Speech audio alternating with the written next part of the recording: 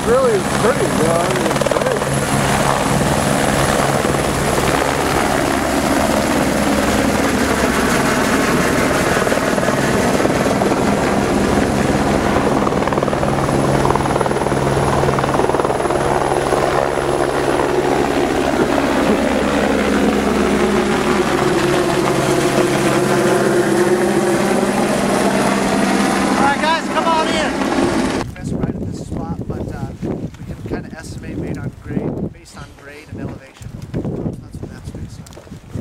Is this what everybody was expecting coming out here? No.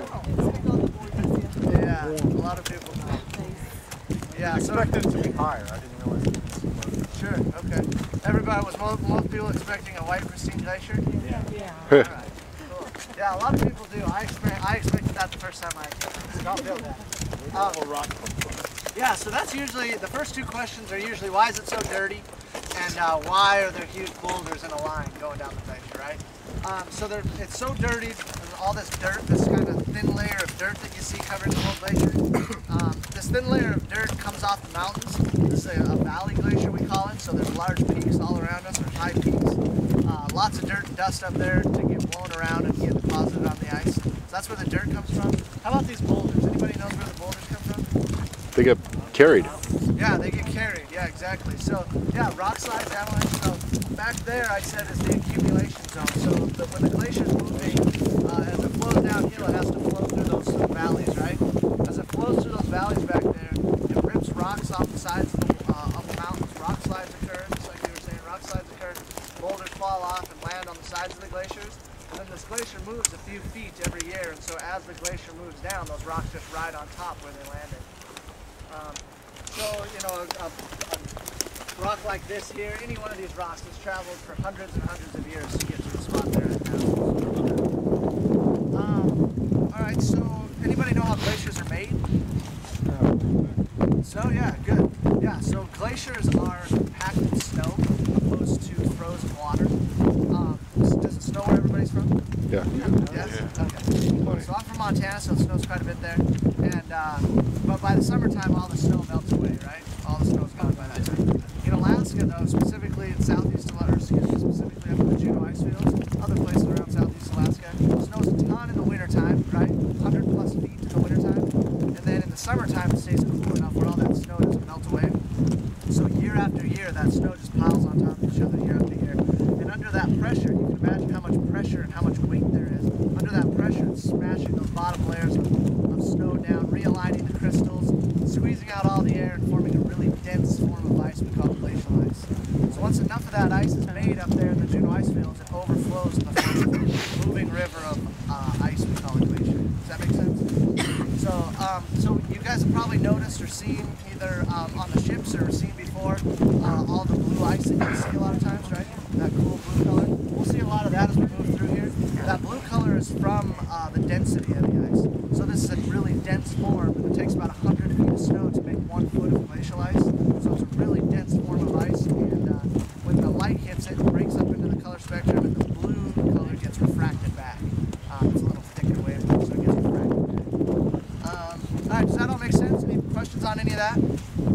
Alright. So for the rest of the time, we'll be available to answer questions. These guys have a lot of experience out here, so if you guys have questions, please ask. But we'll talk a little less and explore a little more, take some cool pictures, show you some cool stuff. A couple features really quick. I'm going to be showing you some big holes in the ground. We call them lavas. They're formed by meltwater. The surface of the glacier is melting, and that water comes down, finds the path of least resistance, makes some meltwater streams is what we call them. We'll see some meltwater streams over here. And then it hits a crack or an obstruction or a weak spot in the ice, and it just starts drilling through the ice. And that's what's forming these big holes. We'll see some that are small that are forming right now. We'll see some that are 200 feet deep. So, and then the cracks that we see in the ice are evidence of movement as well.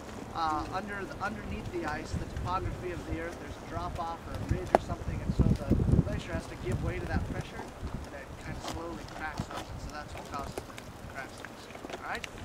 Alright, for the rest of the time I'll be a little quieter and we'll just look around and have some fun, okay? Alright, follow me this way.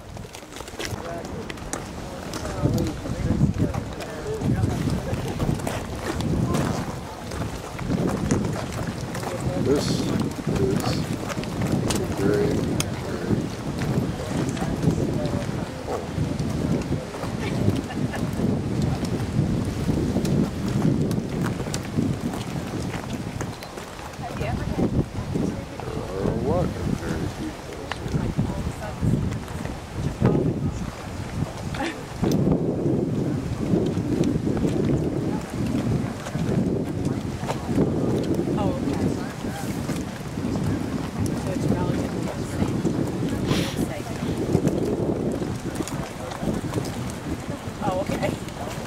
sort of what I had in my mind, thinking, uh-oh.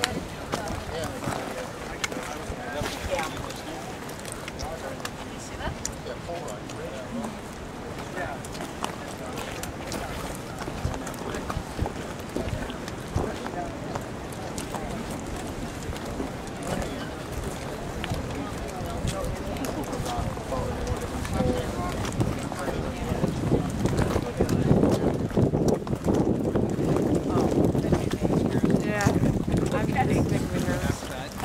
All right, guys. Once you've gotten a look at these two mulans, you can make your way right around here, and we'll head up this way. Got a cheap little video.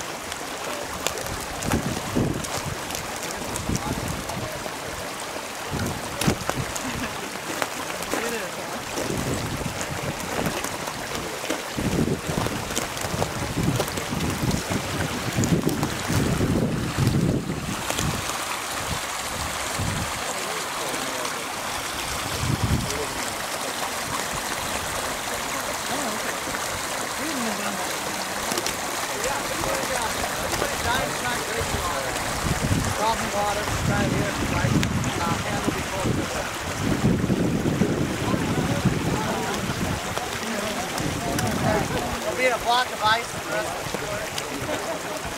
But yeah, if you want to try and come down here to this kind of shallow part.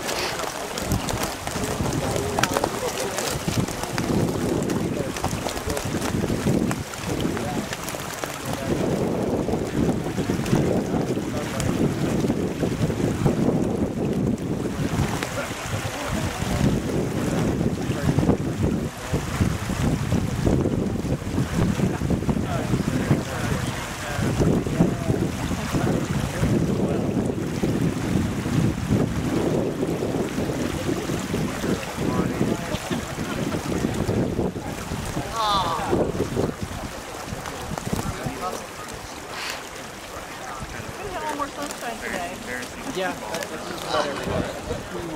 All right, did everybody get hydrated that needed to?